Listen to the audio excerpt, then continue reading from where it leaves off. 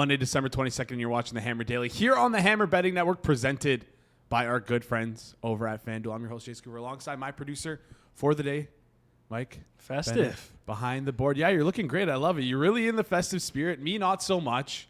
I'm kind of saving it for when we potentially have Santa on the show tomorrow, which could be a fun one. For those who don't know, George and Jacob have a little bet going on for their Hammer Fantasy League matchup. If George wins, Jacob has to sit in that chair and do this entire show, produce this entire show as Santa Claus in character too, and everything. So it should be good. And it seems like... So Jacob has a 3-point lead with George having George Kittle in hand right now. Yeah, so George Kittle, 3 points. If we get a tie, that's crazy. But I think G-Stack has it locked up. If G-Stack somehow loses and George Kittle gets hurt, doesn't catch a ball for the entire game because it's full PPR, George's going to have to do a shoey. So that'll be interesting. Yeah. Anyways, excited to get into the show here today. We have a great set of guests coming up. As always, Monday morning after, Corbie's going to be coming on, leading the way, talking about some college football playoff reactions. We're going to talk a little bit about the Paul and Joshua fight, maybe a little bit of hindsight here, what was the right side, what the right bets were to make. Obviously, Joshua, it felt like pretty certain at minus 1,000. Maybe it should have been minus 8,000. Should have been probably priced way differently. But we're going to talk about that fight as well. And then I'm going to see if he has any college basketball bets for you guys. Hopefully he can come in and bring some magic for us. And then Austin coming on the show. We're going to talk about this next week of the college football playoffs here. Ohio State versus Oklahoma. Miami versus Ohio State. Sorry. Miami, Ohio State, Ole Miss, Georgia, Oregon, Texas Tech, and then Oklahoma and Indiana. Wow, I had those matchups all wrong in my head. Finally, close out the show with Hitman. Going to come on, talk about the Monday night football game. Going to be a lot of fun. Quickly, before we get into today's show, though, just want to give you guys a preview of what's going down here at the Hammer over the holidays. So for the Hammer Daily, we're only going to have 2 shows this week. You're right. That's it. 2 shows. You heard it here. Today and tomorrow, we're taking the Wednesday, Thursday, and Friday off for Christmas for the holidays. We'll be back next week, Monday, Tuesday, Wednesday, and then be off for New Year's on the Thursday and Friday. Forward progress, we're going to have our Monday watch-along like I talked about earlier, Tuesday Best Bet show. Wednesday, we're going to have like a little bit of a Christmas extravaganza, which will be a lot of fun. Rob and George will be on there. We'll have some guests, similar to our Thanksgiving one, which a lot of people enjoy. Then finally, Saturday, we're going to do our prop show with myself, with Hitman, which has been like super, super hot this year. I think we're up 10% ROI on the year. Very good stuff. Circles off, of course, live today with myself, Kirk, Jeff, and Jacob. Friday, we have our best of gambling Twitter from the year. Should be a good show. And then hit the books. Monday, Friday, as per usual. Saturday, though, we got a halftime show. And the Friday show is at 12 p.m. It's at noon Eastern time. So just be aware of that. That's our schedule. Just want to throw in the Christmas extravaganza is at 11 a.m., so it's early. Yeah, so you're going to want to be up nice and early. Is that on Christmas Day? That's Christmas Eve. No. Christmas Eve. Christmas Eve. Yeah. Be up nice and early on Christmas Eve. Get ready for the Thursday slate, which, by the way, we were looking good. Blessed. We were blessed with a beautiful, beautiful, beautiful Sunday, Saturday, even Thursday game. This slate this week was incredible, but we had so many casualties. This Thursday slate for Christmas is gonna be fucking horrible. I've literally never heard of the Kansas City Chiefs backup quarterback. I don't even know what his name is. I couldn't even pronounce it. I don't even what's going on here. I feel so bad for Flupp as well. He's gonna have to ride probably Josh Johnson against the Dallas Cowboys, or he has to ride Max Brosmer for the Minnesota Vikings in Survivor. Yeah, $1 million on the line. That's hard. That's a tough pill to swallow. Tough. We're going to see a lot of backups this week. I was looking so forward to turning on the TV and watching on Christmas Day, and now it's just like, I'm going to switch to hoops, I guess. Yeah, like I don't even know what I'm going to do on Christmas Day now. I might go watch Marty Supreme. Yeah. I might go watch a movie instead. Why not? It's absolutely disgusting what's going on there. But anyways, before we get into things, just want to quickly remind you guys and let you know that we actually have some merch coming, and I know Corbie's been asking for it. We're working on some spring merch, but we want your opinion on it. We have a couple ideas in mind, but we want to hear what you guys have in mind. If you head over to our Discord, discord.gg/hammer, there's a merch suggestion channel. Let us know what you want to see. Do you want a Circles Off hoodie?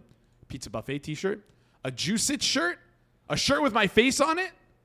Whatever you want, whatever you want to see, you can drop the suggestion in our Discord, in the merch suggestion channel. So make sure you go do that if you're interested in getting some merch. All right. Let's get into today's show. It's college basketball and college football originator. He's always in the Christmas spirit, especially in December. Corbie, how's it going? Boys, we got noise?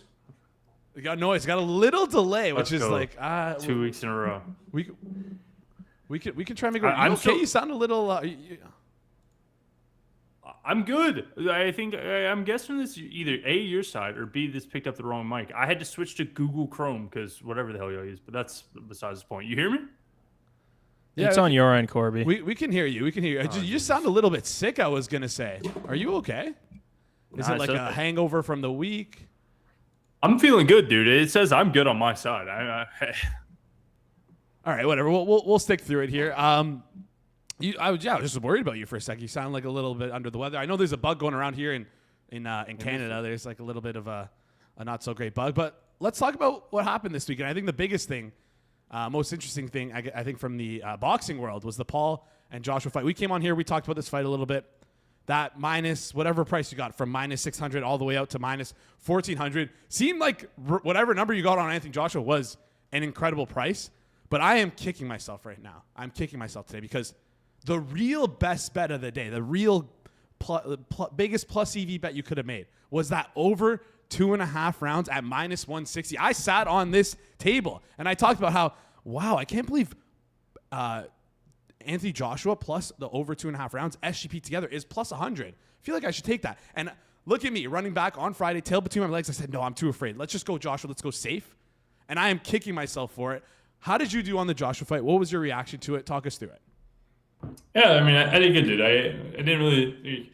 I wasn't flop. I wasn't betting $1 million on this. But I got a decent amount down. I didn't think I won like what 2,000. I sent you a ticket. Yeah. I'm not much of like showing those tickets. I think it's kind of like, what's the point? And all it does is like, if it lost, would you have shown? Flop probably would, but most people probably would. Fezzik would shut the hell up. So, yeah, no. So it's interesting. I think that like these things happen all the time, and like you'll see people like way overextend their bankroll from it. I bet a decent amount. I wouldn't say like I wasn't a world beater. I bet 3 things on the same day that I bet the same amount, and they were all awful prices. I sent them to Jason, but if we're being honest, I don't think Joshua was even the most stone cold lock of the day. I think there was something better that you could get a ton of liquidity done. I sent Jason that screenshot too. So there's always instances like that, and so it just so happens people enjoy the boxing one more fun, and also shout out. I think we talked about this on the last show, but shout out Jake Paul. Everyone hates him. It's easy to hate him, but at the same time, like Anthony Joshua just fought a real boxer. He just fought one of the best UFC fighters in the world, and has never seen a payday like this. It just shows the power and the magnitude that Jake Paul has. So shout out to him. He's done good at marketing and promoting, and that's a skill. I mean, as you guys know, it's hard to get in front of that many people, and he has made it to where people will pay $120 million to watch him get knocked out, which is crazy. Yeah, no, good for him. Because also, like, again, I've always had this belief that he's easy to hate, he's hard to root for. But if you ever make that walk, you are a warrior in my eyes. It's not an easy thing to do to like. You can never, unless you've made the walk yourself. It's very hard to criticize someone who's done that. And on top of that, people don't think it's great for boxing. But hey, like Clarissa Shields gets a lot of press from this, who's like a female boxer who often fights on his cards. Also, again, like you said, getting paid $120 million to get knocked out is pretty. I think we all would agree to that. I'm in Pensacola, where Roy Jones Jr. is from, and he has a boxing gym here, and we have mutuals. And I was talking to one of the owners of the gym recently, and he was like, "Jake Paul is the best thing that's happened. Like this gym has went from a grinder, like just sweat, no AC, to like there's kids coming in here wanting to be boxers, which is like crazy. And so like to say it's bad for boxing is goofy. Like that's like saying like the Pro Bowl was bad for football. Like they're joking around too. I think Jake is a legitimate boxer. Now 5 years ago he was boxing Nate Robinson. Yes, it was silly, but now I mean he just fought like one of the best heavyweights that there is, and so shout out to him. I'm not a Jake Paul fan, but I do think it's amazing to be able to put yourself. Listen, Jason, if you can become a guy that people hate so much that they'll pay $100 million for, I'd give shout out to you. And I don't even think you have as punchable of a face as Jake Paul. I don't know. I've been told I have a pretty punchable face by some random people on the internet, which is a crazy thing to tell someone, but I appreciate you saying that about me. Also, again, like with Jake Paul, if you're in the entertainment world, you never want to be in the middle where either if you either want to be on the extreme, people love you so much that they're willing to do as much as they can for you, or they hate you so much. It's like, as long as they love or hate you, it doesn't matter. They care about you, and that's what really matters here. They care about Jake Paul so much that they hate him, so they'll watch him get knocked out. And one more thing, Jason, they hate him, and yet we heard every single sports book say they had liability on Jake Paul. Yeah. Why you hate him so much that you bet on him? That sounds crazy to me. So it is interesting. I was talking to a friend at Hard Rock, and he said if Jake Paul wins, they are out a lot of money. He was like, it's every single $10 better you've ever seen betting $10 on Jake Paul. 100%. It's crazy also to see the movement that happened on the day of the fight, because I talked about it a lot with Jacob leading up to the fight. We're like, okay, we got to wait till the last minute because that's probably when we'll get the best price on Jake Paul. It turns out the day before was the best time to bet on him because he was around minus 800, minus 900-ish. When it got close to the fight, it was almost a no vig price on FanDuel. It was minus 1,100 on for Anthony Joshua, plus 1,000 for Jake Paul, which, I mean, in recent memory, have you ever seen something like that where a sportsbook would offer a bet with almost no hold on it? Not unless it's like a promotional piece to try to get people to sign up. You see BetOnline do this a lot of try and just do it. Like, we're gonna net lose here, but no, I do agree. It was pretty great. I saw no hold across the board. Really, 1,000. Wow, at one point, which was just crazy. It was at FanDuel with legit limit, like not just like $50. It's like with actual legit limits too, which is absolutely insane. Shout out to FanDuel for doing that. I saw Fozen tweet that. I wasn't sure if he was duping me. Then when I went to check, it was minus 1,100 and then plus 1,000. So maybe it moved. But yeah, it seems like the sharp action came in early. Like, people who were respected in the market came in early on Anthony Joshua, and then just wasn't budging from there, regardless of the liability. Sportsbook. Jason, if you want the best bet of the whole weekend, you just take both of those sides. You vig out, you lose nothing, and you have a ticket you can post all over the internet. That's the ultimate flex right there. When it was no vig, some people I would imagine some people might have done that. That's some pretty sharp stuff there from Corbie. All right, let's dive into the nitty gritty here. I want you to. I don't know if there's any college basketball stuff you can look at in the near future here for us, but if there is, just maybe put that in the back of the mind. I'll ask you about it towards the end. One for you. Towards the end of the program, we'll ask you about that. I want to ask you about the first round of the college football playoffs here. I think the only place to start is talking about the Tulane Ole Miss game, James Madison Oregon game. Get rid of all auto bids. Are you in agreement with that? Like, do we just get rid of all the auto bids now and like never have to deal with this again? Because those were just two terrible games from start to finish.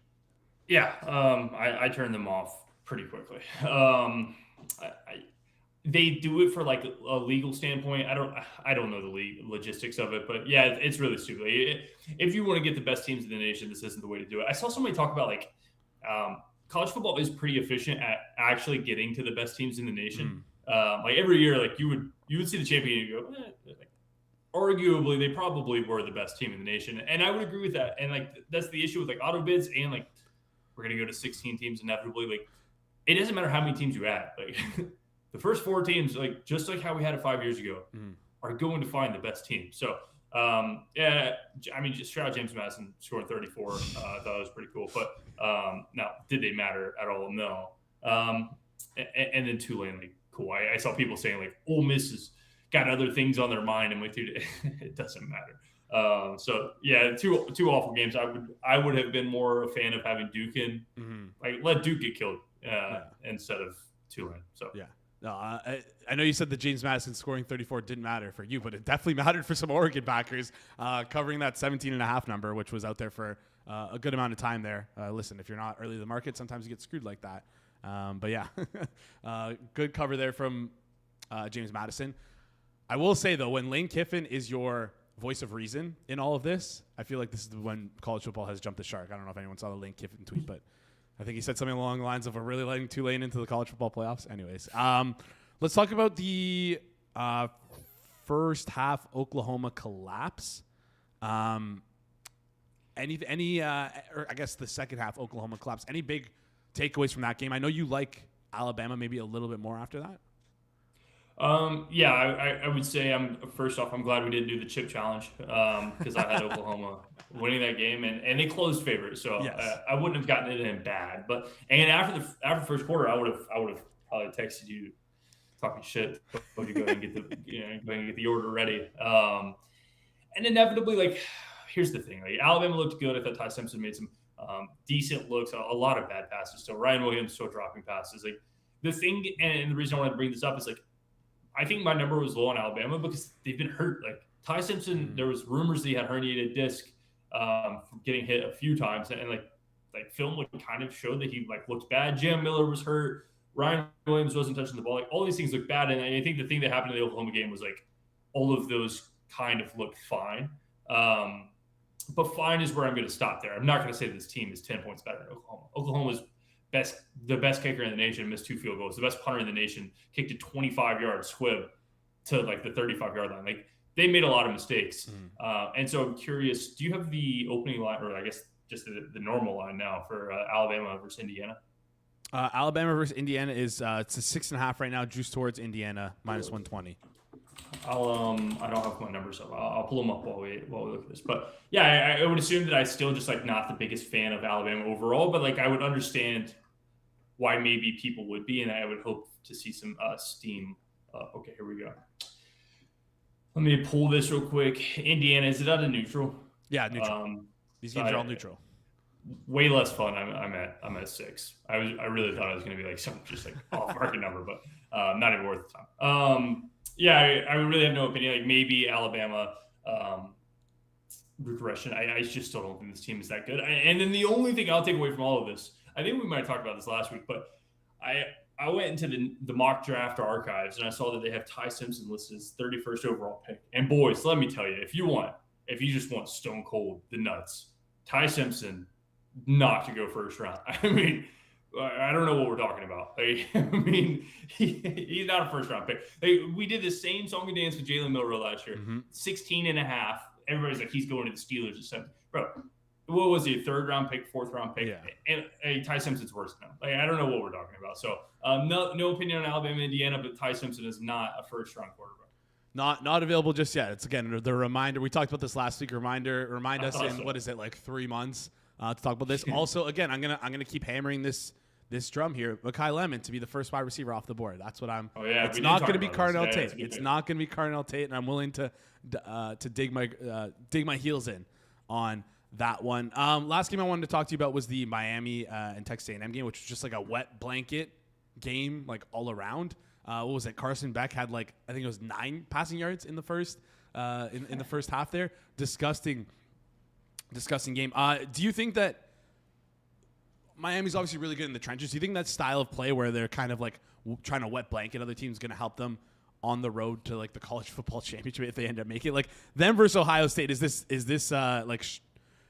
beneficial for them to play that sort of style of play? Wet blanket is just, that's a new one for me. That's you never heard I that don't before? know if I've heard that. No, it doesn't. It's the Khabib Nurmagomedov. He's a wet blanket. It's like that's how he plays. He is a wet blanket. That is honestly that's good. No, I would say like, is it fun? No. Is it winning football? Probably not. Is it what they need to do versus Ohio State? For sure. There's one thing they can't do versus Ohio State is go shot for shot. They're not winning a shot for shot battle. How do they win this game? They don't give Ohio State the ball. The issue is Ohio State's defense is so damn good. They just don't give Ohio State the ball, and they score hopefully more than 10 points. I mean, geez. But yeah, I think in these type of games, like you see in college basketball all the time, what teams win in March Madness? Like what is the Cinderella in March Madness? It's not the team who plays the same type of basketball as everybody. It's the Oaklands who shoot 55 threes. And so like Miami being able to look a little different and punch a little different than what Ohio State's seen all year, I think helps a lot. All right. Before you head out here, college basketball bets. You said you had one in the back of your mind. What do you got here for us? Yep, and after you talked about Mekhi Lemon, I believe we talked about this last week, and so we're gonna do it again because that's we're beating the dead horse around here. We're gonna go to the best. Actually, I know we talked about this. We did. We're gonna go to the best bet that you can possibly lose money on, Jason. We're gonna go over to the Wooden Award. We're gonna click that button on FanDuel. We're gonna scroll down about 4 spots, and you're going to see Braden Smith We talked about it last week at 7-1. He is now 14-1 All right. to win the Wooden Award. And I know what you're thinking, Corbie. He has doubled in price. He's not good. What has he done? Like, why are you still betting? He's only played one game from last week to this week, I believe. He might have played two, but let's call it one because there's one notable game. He played Auburn. In a game, he had 14 assists, Jason. They won by 20. He stayed in for 35 minutes in a blowout and had 14 assists. He's breaking the record, damn it. Like, I mean, there's not even a question. He's going for it. And so now it's just like a case of, should you be 14-1 if you're going to have the all-time assist record on a team that's potentially going to win the national championship? Cam Boozer's going to win. I think it's a good click at 14-1. I continue clicking, but I brought up this stat last time. I'll say it again. This might be, it's not wrong, but like it might be just past dated, not enough. Since 2010, this is like I saw this on the internet. You can Google it. Any player who went to like minus odds favorite for the Wooden Award never gave up that lead. And it makes sense in college. Like once you build this stigma, like you're able to keep it. Cam Boozer right now, minus 175. If history repeats itself, he keeps it, but I'm going to take a shot. I'm going to say Braden Smith breaks the record. He becomes the NCAA all-time assist record holder, 14-1. If this hits, Jason, I have beat this drum since like literally preseason. So that'll feel good. It's not going to win. But if it does, I'm going to feel pretty happy about it. I love how you keep adding in, it's not going to win, it's not going to win, just to like set the expectations there, but it'll be the best bet you'll ever lose. Just manifest. Talk to Matt Winnick about it a little bit earlier last week. He's like, I think he'll finish second, but I don't know if he's going to win. I do too. Yeah, so I'm pretty confident he's second place. But I will say I have done this before. Shohei Ohtani lost Aaron Judge in the MVP race once, and I, for the entire season, was like, Aaron Judge wins this award. There's no question Aaron Judge wins it. Ohtani is in second place. And I got some crazy prices on that, Jason. It was to date my best loss ever. And I'm hoping Braden Smith can one-up him and give me a new favorite loss. Listen, for a guy to break an assist record and end up losing an award is pretty tough. But I'm going to be clicking it, and I'm going to be rooting for it. Corbie, appreciate you joining the show. I hope you have happy holidays with you and your family.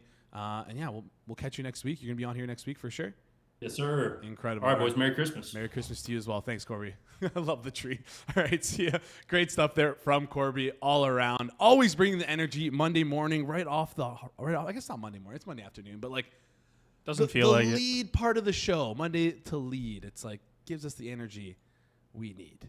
Before we get into our next guest, just want to give you a quick shout out to our sponsors over at FanDuel. Football fans, the best way to game day is on FanDuel. FanDuel Sportsbook app is your home for all your favorite NFL bets, from yards to touchdowns. Who will win? With FanDuel, any play can be the play of the game. And when the 49ers and the Colts play tonight, FanDuel is giving all customers a 25% SGP profit boost token. So make FanDuel your go-to app for any snap. Just visit FanDuel.com/forwardprogress. That's FanDuel.com/forwardprogress to enhance your Monday night with a 25% SGP profit boost token. Play your game with FanDuel, an official sports betting partner of the NFL. Please play responsibly. Must be 21 plus and present in select states. For Kansas and Kansas, 18 plus and present in DC, 19 plus and physically located in Ontario, 18 plus and present in DC, Kentucky, or Wyoming. Opt-in required. Bonus issued as non-withdrawable profit boost token. Restrictions apply, including any token expiration and max major amount. See terms at sportsbook.fanduel.com. Gambling problem? Call 1-800-GAMBLER or visit rghelp.com. Call 1-888-789-7777 or visit ccpg.org/chat in Connecticut or visit mdgamblinghelp.org in Maryland. Hope is here. Visit gamblinghelplinema.org or call 1-800-327-5050 for 24/7 support in Massachusetts or call 1-877-8-HOPE-NY or text HOPE-NY. In New York, this is a paid endorsement. Call Connex Ontario 1-866-531-2600. Visit connexontario.ca. Any other notes we have to get into before we bring up Austin here? No, we're good to go. All right, let's bring him up. He's a NFL and college football. Writes NFL and college football for The Athletic. You've seen him frequently on the Forward Progress YouTube channel. Absolutely crushing the Thursday Best Bet show. Like up, I don't want to say 1 million. I don't know the exact amount, but we'll say up 1 million on the year, depending on your unit size. Austin, how's it going? It's going good. Thanks for having me, Jason. The Thursday show is better than the Tuesday show. Yes. Just want to talk some trash there. Just want to put it out there. No doubt. I think you guys might be behind now after Flupp. What a dog. Gave out, what was it? Titans plus 7 or minus minus 6.5. Titans minus 6.5 as a 10-unit max whale. to go out for Up the like That's 25 that's units. against the rules. It's against the rules. Honestly, you got to stick to the hammer selection. Yeah. You know, that's oh, well, you know what? Flup likes to break the rules, and he's also That was not a a nice bettor. thing. He's a predictor. He's not even a bettor. So what was he even doing on any of these shows? So, all right. You guys are crushing it on Thursday. I will give you that. Are you gonna be on for the extravaganza on Wednesday? Do you know yet? Yes. We got it staffed. Yep. Okay. Shout out to Moretto for doing some work ahead of time. I thought he would be like texting you Wednesday morning, and be like, "Hey, are you he got a hold of me this morning, so he's on top of it. Okay. Moretto knows what he's doing. You know, he's you know, I'm not in the office, so I can't speak for all of it, but he seems Neither like is he. Yeah, I was about to say neither is he. I don't think he's been in the office in like 2 months. To be fair, he does live like an hour and a half away, so it's a little bit tougher. And having to commute in Toronto is not a lot of fun. All right. Okay, so just a couple things before we want to talk a little bit about college football playoffs. Don't want to do a look back at what we saw from the first round. Kind of went through that with Corbie. I want to go through each game with you here, and I know we did that a little bit last week, but hopefully if you listened last week, you're ahead of some of these numbers because, we broke down for you last week. We're going to do it again this week. And I want to ask you about some playoff stuff because there's like I wonder how much hinges on this game tonight. But let's start with some college football. First of all, which game are you most looking forward to of these 4 games? Probably Oregon, Texas Tech. I mean, I've been on here. Yeah, I've probably been on here a couple weeks just because this was like the line that I showed valued in both of these teams before the playoffs started. And just Texas Tech has a defensive line that can. I'm skeptical of how far they can go because I don't trust the offense, but the defensive line is good enough to win any game. It's just whether you can they do that 3 games in a row. So that'll be an interesting bout here against Oregon, who has pretty strong trench play as well, but we have seen the offense kind of struggle at times against better competition. Namely, you can go back to the Indiana game. They played at home. They struggled on offense. You could even go further and say the Penn State game. That game was on the road, but they, 17 points in regulation in that game. So that's kind of the cat and mouse thing is like, how much can that Texas Tech defensive line kind of, can they get the pressure? Can they disrupt both the pass and the run game for Oregon? And on the other side of that, to kind of tout Oregon a little bit. Like everybody's kind of, they didn't cover against James Madison or whatever. Like game was 48-13. Like my motto does not take into account what happened after they were up 35 because that game was very much in doubt. That game went to garbage time. So this is probably my favorite because I think both of these teams can make a run. I'm skeptical in the other 3 if both teams can get there. So this is by far my favorite. One I'm most looking forward to, of course, is at noon on New Year's Day. All right, but I think that's the best time to do it, though. You're just hungover, waking up after a fun night with all the family and friends, and you can just roll out of bed, roll directly onto the couch, make yourself a nice coffee. That's my routine, at least, for New Year's. For this game, though, we saw a little bit of back and forth. I think look-aheads had Texas Tech as a slight favorite here. Now we've flipped. Oregon now minus 118, minus 102. Is this like a true pick 'em for you in terms of what you have modeled out, or do you see any value maybe on Oregon or Texas Tech? Yeah, no, true pick 'em. I think I made Oregon minus 1, so not straight up a coin flip, but I lean slightly towards the Ducks here. But the total I have at 52.5, so I'm right there as well. So the unfortunate part is I'm not going to have action on this game, but I do have futures on both teams. So it's more of just like, depending on whoever's winning, like, okay, hopefully they do it in a convincing fashion, so I feel better about them going forward. But yeah, so I don't really have a bet. I do subjectively, man, I kind of want to if I had to, I'd rather be on the under. I think just because I think, again, I'm just going with Texas Tech's defensive line and Oregon's struggles on offense against quality opponents. I think Texas Tech's defense is quality. Again, skeptical about the offense there. So that's kind of where I lean a little bit. I think this game could be kind of ugly with good trench play. Like ugly, but in a good way, if that makes sense. Ugly in a good way is an interesting way to describe it, but I listen, I'm here for it. Listen, I'll be watching this game regardless. You have futures on both these teams right now. Pick which one you'd rather make it to the next round. I gotta go Oregon. Okay. I had them 1 point favorite. Yeah. The slightest of margins per my numbers, but yeah, I think I would shade if I was making a number. Oregon minus 1 would be my fair price. All right, every percentage counts for you. Let's flip over and talk Indiana and Alabama, where I know you'll be at heart rooting for Alabama because, it'll help your Oregon and Texas Tech futures. Right now, Indiana is -6.5, -120 over at FanDuel. We might be seeing a 7 here, which I wonder if you'll have any interest in Alabama if that ticks. And then totals at 48.5. Anything you like in this game? How do you see this matchup playing out? Did Alabama – Corbie was – I don't want to say was convinced by Alabama, but like maybe he said Alabama looked better than he expected in that first game in the college football playoffs. Did Alabama change your opinion about them at all, or is this status quo for them? Who do you like here? Yeah, I think that game was kind of – I was never as down as people were on Alabama. I know there's been, some Ty Simpson back injury, rumors floating out there and everything. But, they the defense has been good. The offense – when you can't run the ball, they cannot run the ball. We know this, right? You're always going to be looking ugly, I guess, is a way. But Ty Simpson he can make big throws. He's not afraid to make big throws. They did have some drops in that game too. They kind of left some yardage on the field there against Oklahoma. So I think it was kind of normal, response. I don't think my model didn't shoot up on them, didn't go down or anything.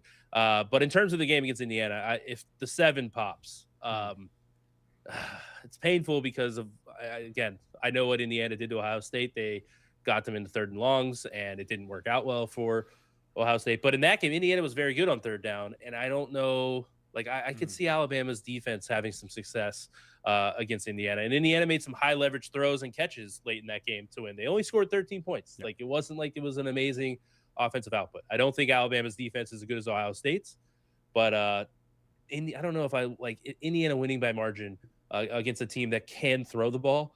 That's a concern for me. But Alabama's offensive lines, it worries me with the one dimensional team. They cannot run. So that's a concern, but 7's just too many. I'm closer to 6 in this one. So I'll probably be hopping on Alabama if that 7 starts to pop here. All right. Looking for Alabama if the 7 pops. Don't know if it will, but it seems like it's heading that direction with -6.5, -120. Let's go to the last game on this January 1st, New Year's Day slate. Ole Miss, Georgia. It feels like Georgia's not getting as much love in market as I was thinking that they would get. I know there's still 6.5 point favorites here against Ole Miss on a neutral, but still, it just feels like the sentiment around them. It doesn't feel like maybe it's a media narrative. They feel like they're not being talked about as much as Indiana, as much as Ohio State, and heck, even Oregon. Totals at 55.5 here, juice towards the over. Anything you like in this game? Yeah, kind of similar to Alabama. I'd be inclined to the dog if this gets to 7. Pretty much same thing. Priced similarly per my model. Georgia. My worry with Georgia, I've said this before, is the defense. Yes, has stepped it up over the last month of the season, but they were brutal to start the year and for half of the year. And maybe there was a change made. I don't know. They're not getting a ton of pressure.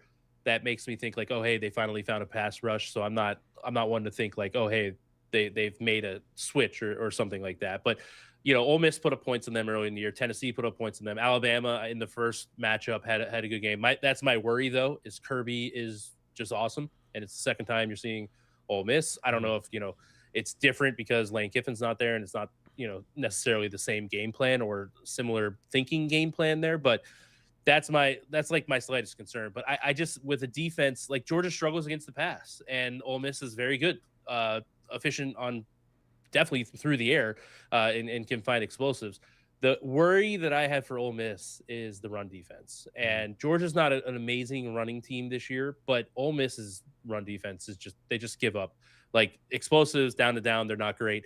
It's not a good look overall. So you're really that when you have a floor that Georgia's probably going to have in this game from an offensive standpoint with the run game, that worries me. But again, if you're going to have a poor pass defense, I'll gladly take +7 with an explosive and efficient offense with Ole Miss. So if that pops up, I'll be interested there. But until then, nothing to do right now. All right, we're gonna pass on that one. Then we're gonna flip over and talk to the New Year's Eve game, Miami, Ohio State. 2 years ago, Ohio State, I believe they missed a field goal, sent Georgia to the national championship game as the ball was dropping. If I remember correctly, am I right? Yeah, it was in 2022. It was right, pretty much right as the right as the ball was dropping. I remember that because half of the party was like, guys, 10, 9. And then the other half was like, oh, my God, are they going to make this kick? Right now, Ohio State minus 9.5, minus 115. Big favorites here. Total's really, really low, 42.5.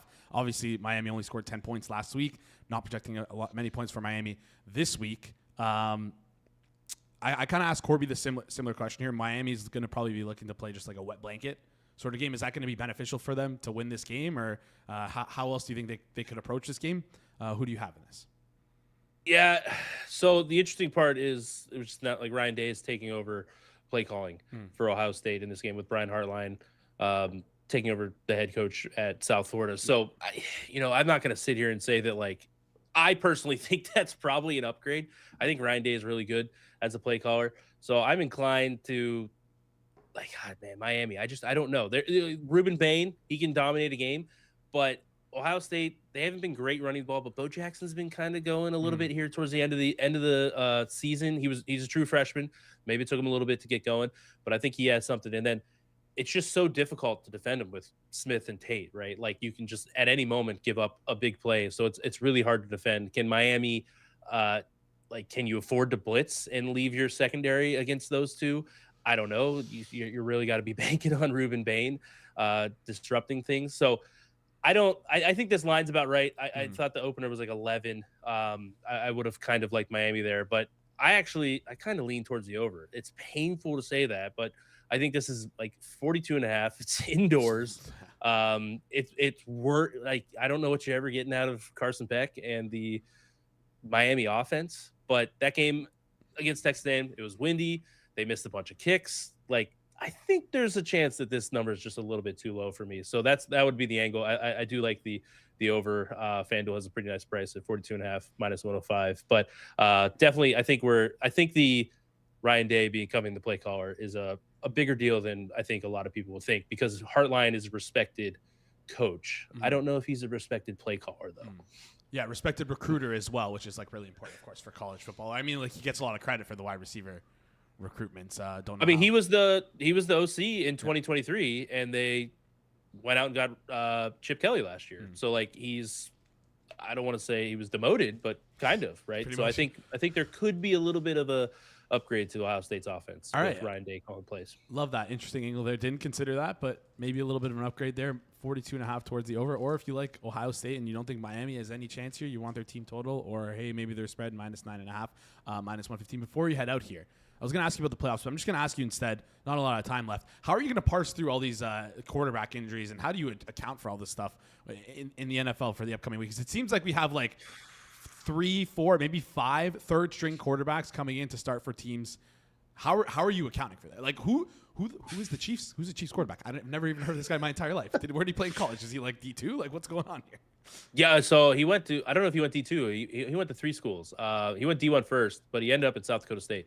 But yeah, it's hard, right? Like, I don't know what it's such a projection. You know, what's the you said Fluff's a predictor. You're trying to predict what these guys are going to look like, right? So yeah, you're doing a lot of like guesswork, and you're trying to look at like, hey, what is this type of quarterback performed like before? That's my approach to it. Is like, hey, 7th rounder, was he a good prospect coming out? Was he not? That type of thing to try to kind of guess, because like we haven't seen a lot of or no data on a lot of these guys. Yeah. Clayton Tune could be coming back into it if Malik Willis can't go here. So yeah, it's a lot of guesswork, which makes things really messy, and it's really hard to get involved until we kind of get an idea of like who is going to play, because a lot of them are up in the air too. So it's tough. Yeah, the most frustrating thing for me is Nathan Rourke is kicking up here in Canada, playing for the BC line. Give him a freaking call. The kid can play. The kid can freaking play. Give him a call. I liked Rourke in college. I don't know if the arm strength's there. That's my worry. But you know what? It's whether could he be a 3rd string emergency guy? Absolutely. I think that's for sure. It's just, what do you want to do? You want to ball out in Canada, or you want to you don't even dress, or I guess you would dress as the emergency QB a lot of times. But yeah, I think the money's a little bit better in the NFL emergency bit. third. But, he's gonna be a legend in Canada for how long? He already is. He already is. All right, Austin, appreciate you joining the show. Hope your holidays go well. Merry Christmas to you and your family. Appreciate talking to you, and we'll chat next week. Awesome stuff here. Yep. Thanks so much, Jason. Merry Christmas, happy holidays to you as well. Appreciate it. All right, talk soon, Austin. Great stuff there from Austin. Always bringing the heat, always bringing the energy. This Monday show, Austin's usually on Friday. He's bringing the heat on Monday. I love it. Got a great show lined up. Sorry, I haven't been paying attention to the chat at all. Hopefully, you guys have been asking some questions there. I see this. I see you, E-Colt, in the chat. E-Colt's a little bit nervous. Fun fact: I have a Calcutta with E-Colt. E-Colt, you let me know if you think I'm going to win the Calcutta or not. If I'm gonna be up or down. I have I have Indiana and Ohio State, and I mean, I need them to win the national championship to be above water here. So it'll be fun. Going to bring on our next guest, Hitman. But before I do that, just quickly want to remind you guys, we ran through everything that's going on in the Hammer Tape. I just want to remind you again, Monday we're loaded with content here. Hit the books, 5 p.m. Eastern time. Best college football show in the entire, not just country, because I'm in Canada, in all of North America and maybe even the world. The best college football betting show. Fresh off the SGP, too. Oh, yeah, Joey K, SGP. Good for him. That was a good hit. Good for him. Hit the books live, 5 p.m. Eastern time. Of course, 8 p.m. Eastern time. Watch along with myself, with Rob, maybe, Colts, San Fran. Should be a fun one. And Jeff, I think Jeff is going to be in. Jeffy coming off a hot win in Seattle. Good for him. And Chargers looking great. Oh, everything's coming up, Jeff, this week. And then finally, of course, circle back, 1 p.m. live right after the show. Be myself, Jacob, Kirk, and Jeff. Maybe we'll go for wings after. We'll see. All right. Anything else to get to? We're good to bring on Hitman. No, we're good. We'll get Hitman up here, and then we'll do the thing after. Also, just quickly, I'm a little nervous about Circle Back because I haven't heard anyone come in yet. It's 12:42. Where the fuck is everyone? I think I heard some chatter over there in the room. Oh, okay. But I'm not sure. All right. Never mind then. Never mind. All right. Let's bring him on then. He's the best prop better I know. The excellence of execution. Hitman. How's it going? What's going on, guys? Good. I'm doing well. You like that? You like that introduction? I changed things up for you. You know, Jason, if I ever need a hype man, I will make sure to contact you. All right. Well, I do it every week on the Saturday show. You okay? You sound a little under the weather. No, I'm good. I've just been up a little early and just grinding away, Jason. All right. We got to get you a tea or maybe an Uncrustable because I think the voices might be a little shot there. But anyways, let's get into tonight's game. Couple ways to look at things. I want to start with the cluster injury that's been going on for the past couple of weeks for the Colts cornerback situation. We have Ricky Pearsall out for San Fran. What are the three wide receiver sets going to look like for San Fran? Is it going to be Kendrick Bourne and Robinson as that 2 and 3 role here? Or do you think someone else can mix in for this team? No, I think it's probably right. Okay. There was some talk about them maybe getting like Sky Moore involved on like screens and jet sweeps and some of that stuff. But no, it's probably I think it's probably priced. I think Bourne and Robinson are pretty set into their roles this week. All right. Bourne, Robinson, 22.5, 18.5 respectively. Both feel about right for you? Yeah. It's actually like sneakily like the Colts defense has been a little better than some people have thought. And even like this whole season, like only 2 quarterbacks have thrown for more than 8 yards per attempt against them. So I could see, another scenario where it's pretty simple that like with the Colts, they're probably going to have to win this game running the ball and deep run game and defense. So I could see the Colts defense again, maybe putting in a better effort than some people anticipate. All right. Colts maybe look a little bit better than people think. Let's flip over and talk the Colts. Let's talk the passing game here. Last week we saw, Phillip Rivers put up an inspiring performance for a 45-year-old quarterback, but we don't really care about that stuff. When we're betting on receivers, we care about yards, and we care about things being in the right spot here. Right now, Phillip Rivers is lined at 160.5 passing yards. The receiving props out there are like most guys for the Colts are in the mid-30s. Pittman's at 31.5. Warren's at 36.5. Josh Downs, Pierce in like the mid-20s. Jonathan Taylor's in the low 20s. Anyone you like in the Indy receiving game here to maybe be getting majority of the looks? Do you feel like 160.5 against a San Fran D that's really struggled with injury all year is about right for Phillip Rivers?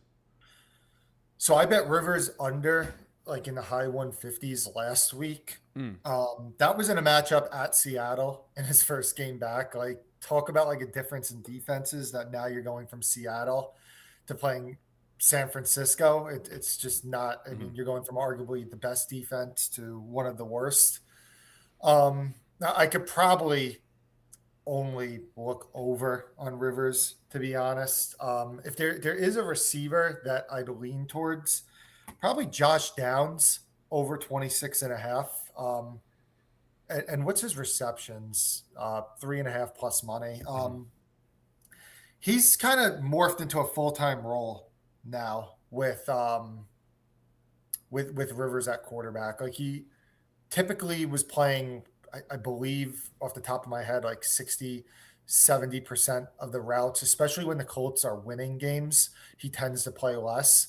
But with them being 5.5-point underdogs and with Rivers there, I could see Josh Downs playing a lot in this game. And also the Niners, the best matchup as far as the receivers is in the slot when you go against the Niners. So Josh Downs is maybe the guy for the Colts that I kind of lean towards. All right, looking towards Josh Downs there on the receptions is what you're leaning towards. Also, quick reminder. Both. Both? Yeah. All right, his receiving right now is 26.5 as well. Quick reminder, anytime touchdown bet, keep it in the back of the mind for the end of the show. I want to ask you about the matchup with Jonathan Taylor against this San Fran defense. They've been able, teams have been able to run the ball against the San Fran defense. Has been the same without Fred Warner. But I want to ask a little bit of an extension of this, right?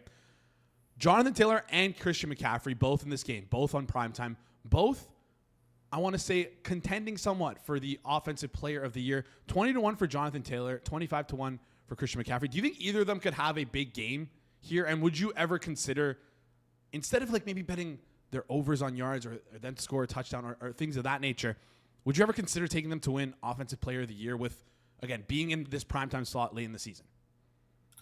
I don't see how Christian McCaffrey wins Offensive Player of the Year, to be honest. I don't think that's a good price at 25-1. Taylor, I mean, if you like it, obviously now is the time to play it, because I do think that he's going to get the ball a million times in this game.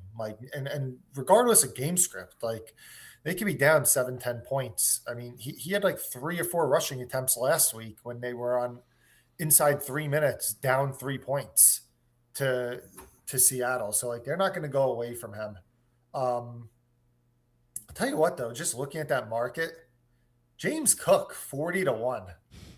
Doesn't that seem a little high? I mean, especially because he gets next week is a big game. It's not an easy matchup, but it's a big game, and he's competing for the rushing title right now. That kind of seems high to me, just looking at that. I'd definitely rather have Cook than Christian McCaffrey. But yeah, I don't know. I could see if you're going to play Taylor, play it now, but I kind of think that Cook 40-1 isn't a terrible look, to be honest. All right, Cook 40-1. Funny, you're going off. I don't want to say off the board, but a little different direction. I was more so thinking about Christian McCaffrey because he has the primetime game this week. He's probably going to get, based on what the projected spreads are for this week and next week, he'll probably get another primetime game with the San Fran Seattle game. That game will probably be in primetime. Might be for the 1 seed. 3 straight weeks. You're saying? He'll just be the eyes will be all on him. No Ricky Pearsall. Maybe I'm off base here. Yeah, I just don't know if the fact that he's averaging 3.6 yards per carry. That's not good.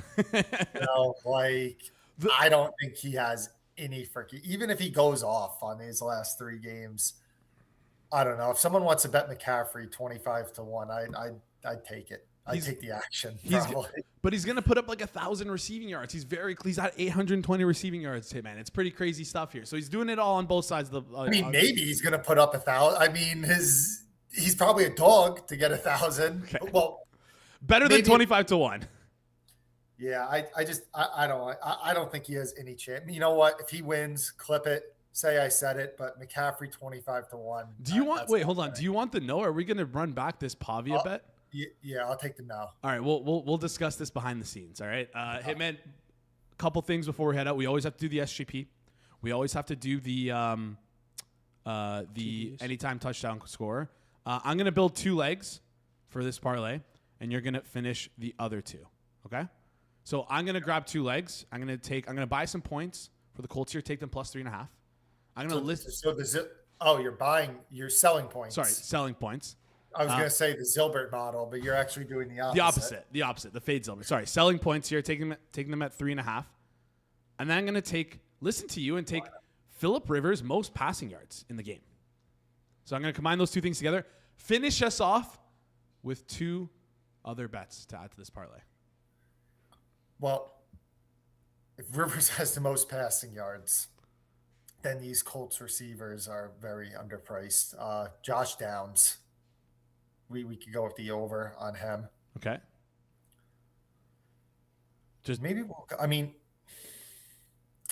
We could go Taylor rush attempts. I think Taylor is going to get. You're not allowed to rush attempts. Sorry. Well, we could do rush yards. I just think that he's going to. I know it's priced in how much he's going to get the ball, but I think no matter the game script, he's going to get fed the rock. I think so too. I like this one. So Phillip Rivers most passing yards, Colts plus 3.5. Josh Downs, I went up a little bit higher. Went to his alt receiving yards 30 plus instead of the 26.5 there, and then Jonathan Taylor over 95.5 rushing yards. To combine all those 4 things together, get that at 21-1 over at FanDuel. Hitman, before you head out here, anytime touchdown score. I hope you have it prepared. Nope. We were close. Quickly, Thursday. Didn't get Xavier Smith. 16-1. At one point pregame, it was 22-1. Okay? You're not going to hit it 22-1 every single week. Heck, you might not hit that throughout the entire season, but we were goddamn close. I like that bet. He played the third most routes for them. And if Stafford led him there on that deep ball, that was a touchdown. Anyways, anything you like in this game for anytime touchdown score? Let's go with.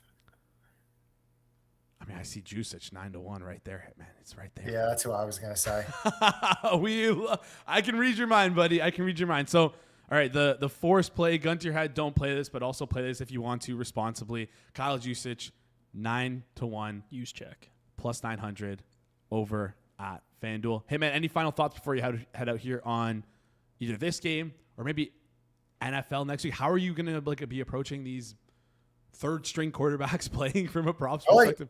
I like Dallas minus 6.5. All right. I mean, the line has moved since earlier. Part of that is I've been betting it since earlier, but I don't see how this line closes inside 7 with Josh Johnson at quarterback. I mean, this is legitimately an XFL quarterback that would be starting for Washington. Yeah. So, and I mean, there's always a chance. I know Quinn didn't rule out Mariota, but they signed Jeff Driscoll today. Every beat writer is saying that it's probably not happening on a short week for Mariota. So inside 7, I think that Dallas is a good bet. All right, inside 7, it's 6.5 minus 118 at FanDuel. You can get better prices, so I recommend you shop that around. Hey man, some of that movement is not just you betting it, but you also sharing it on your service, which again, is good stuff there. It's been helping me throughout the year. Also, you happy with your performance on the live watch along? Shout out to Drunken Goon, Adrian. Yeah. You know, I got make sure I got to talk to Drunken Goon tonight on the watch along. I honestly thought my record. You know, what did he say that my record was? So you're 18-6, and you're up 10 units on the year. Thursday you're 11-3. Monday you're 7-3. So what's the overall that he wrote? 18-6. Yeah, I thought I had more than 24 plays. Yeah, I think you did. Like, I really thought that. So, like, I'm happy with the 18-6. Don't get me wrong. I was going to say, like, are you wrong? Are you bad about that? I honestly, I was hoping for a little better, to be honest. And I will say, you did, out of respect for Drunken Goon, it was the right thing to do. He marked the everything under for Justin Fields as a loss, but I won on that one. I mean, I got to ask, how is that not a push? At least at the very least, you should lose. Remember, yeah. I mean, maybe give it a 1-1. Yeah, a 1-1. Give the passing yards and then the rushing. Give the rushing as a loss and lose juice. Yeah. But I mean, if it's under everything, I mean, technically, we probably won the completions under. We probably won the attempts under, the yards under. We won the passing touchdowns under, and then we lose the rushing yards and maybe the rushing attempts under. So maybe a 4-2 was the proper call. Yeah. All right. Well, I don't know. we'll talk to the board. We'll talk to the committee about it. Maybe get it adjusted. Hey, man, appreciate you joining the show. We'll chat. I'll see you on later tonight, actually, 8 p.m. or fourth quarter for the Monday Night Watch Along. Talk to everyone later. Awesome stuff there. Thanks, Hitman. Appreciate you. Merry Christmas. All right. Great stuff there from the Hitman. All right. That's about it for today's show. Anything we got left? Yes, sir. So we're going to be doing a little festive game instead of Guess the Line. I know we're short on time, but we're going to rip through these. It's pretty short. It's called Christmas Miracle or No Chance. So it's your favorite saying, no chance. Basically, I have 10 questions. You're either going to say it's a Christmas miracle or there's no chance in hell this is happening. Okay. Based on the slate and the quarterbacks, starting now, this is going to be pretty ugly, but let's give it a shot anyway. This is for only the Christmas games. Yeah. Okay, cool stuff. I like this. Let's see what we got. So it's a double-digit underdog wins outright on Christmas Day. Now, right now, based on the lines, I believe Denver is 12.5. Yeah. Favored over Kansas City. Kansas City's defense. What are your thoughts? Double-digit underdog wins on Christmas Day. That's the only double-digit underdog. So. Oh, that's the only one. Yeah. Ooh. We got Max Brosmer coming in. We got Josh Johnson coming in. I don't know if he'll get out past 9.5 for these teams. So I'm okay. Yeah. Christmas Miracle. Yes, I think that will be the only one. I like that one. I like that one too. Kansas City, Christmas Miracle. Second one, a defensive touchdown decides the Christmas game. Honestly, I don't know if it will decide the Christmas game, but I could see a defensive touchdown being scored because of how poor the quarterback performance is going to be. But deciding the game, I'm going to say no chance. Yeah. All right. A backup quarterback throws for 300+ yards on Christmas. And these quarterbacks are second string, third string. They're all shit. Is one of them going to whip? I mean, Dak Prescott, is he going to? Yeah, he might. Is he playing or no? Give me Max Brosmer 300+ passing. No chance. No chance. No? These guys all suck. No chance. Backups, right? Like you're talking about Josh it's Johnson, literally Brosmer, or yeah. Okay, no chance. Okay. All Christmas Day games to hit on the over. Oh, I need to look at the totals right now. Hold on. As of this show, it's Cowboys 50.5, Lions Vikings 44.5, Broncos Chiefs 36.5. Wow, the line dropped. It was 37.5 last night. I'm gonna go Christmas Miracle, and I'm gonna say the Broncos game is gonna be fly the most over their total because Sean Payton's a dick. Yeah, he is going to run up the scoreboard against the Kansas City Chiefs. So I am going to say Christmas Miracle. All right. Well, Jake Elliott is not in this conversation, but a kicker to miss multiple field goals on Christmas. Oh, I don't know. Elliott missed like 3. I don't know if Washington's going to ever be kicking. I don't know if Minnesota's ever been kicking. I don't know if I'm going to say no chance. No chance. Not with Brandon Aubrey playing on this site. A quarterback throws 3 interceptions on the holiday stage. Brock Purdy's not playing on Christmas Day, so I don't know how bad this Chiefs quarterback is. Honestly, yeah. And they're gonna have to throw the ball. Like their running game is atrocious. Like it's gonna be a tough watch there. So I'm gonna say Christmas Miracle. I was gonna say Christmas Miracle as well. It's crazy to think about, but let's go for it. Why not? An underdog leads wire to wire. No chance. No chance. Literally 0% chance. Okay. A game is decided by a walk-off field goal. Again, no chance. These games are way too far apart. Okay. These games are way too far apart for that to be happening. A running back rushes for 150+ on Christmas Day. Yes, and it's going to be Javonte Williams. Really? Yeah, they're just going to – this Washington Commanders team is just so bad against the run. All right, last question. A Christmas game goes to overtime. No chance. Again, okay. too big of too big of a spread here for these games. I don't think so. All right, that was fun. Let's wrap it up. All right, awesome stuff. Quick reminder, head over to the Circles Off YouTube channel for Circle Back. Myself, Jeff, Kirk, Jacob. It's going to be a great time. Haven't even looked at the run sheet yet, but going to be flying by the seat of my pants. Also, tonight, 8 p.m. Eastern Time, make sure you check out the live watch-along. That wraps up today's show. Reminder, last show before Christmas is tomorrow. And we're off for the rest of the week. Suit. So appreciate you guys for tuning in. Do us a favor. I haven't asked once. Before you head out, smash the like button. Goes a long way here on the channel. If you're new to the channel, as well, hit the subscribe button. That's it. This has been the Monday, December 22nd edition of the Hammer Daily here on the Hammer Betting Network, presented by FanDuel. I will see you guys right here tomorrow. Happy holidays.